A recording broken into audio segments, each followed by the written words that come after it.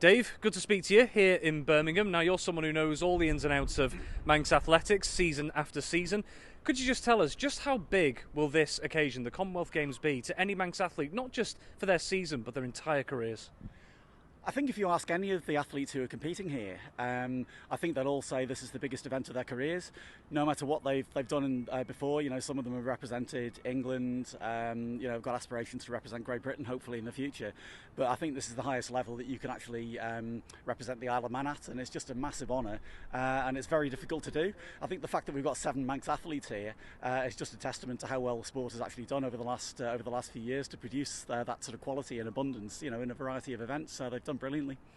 Absolutely, and the great thing is there's no pressure on our Manx athletes either. They're here to enjoy it. They can push their own boundaries how they see fit as well. That must be quite a comforting thing to know as well, that you can just enjoy the occasion and push for what you want.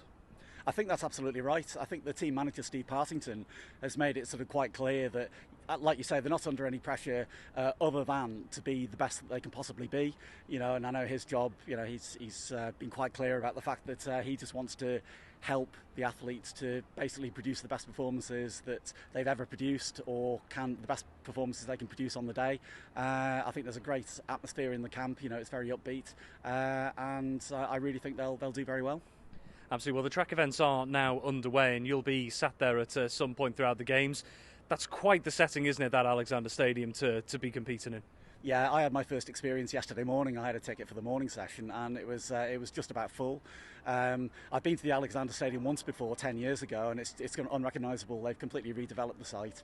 There's a lot of temporary seating for the Commonwealth Games. I think the capacity is around 30,000, and there's a fantastic feel to it. A nice blue track, brand new, and there was a fantastic sort of vibe about the whole place yesterday. And I'm sure our athletes will absolutely love competing there. Now, we're certainly not going to put words in your mouth, just answer this as you see fit. But in terms of the entire Manx athletics squad going out there, what would you be most proud to see in general? Not from any specific athlete, but just for the team as a whole that would benefit them, and also what would make the island proud, I guess.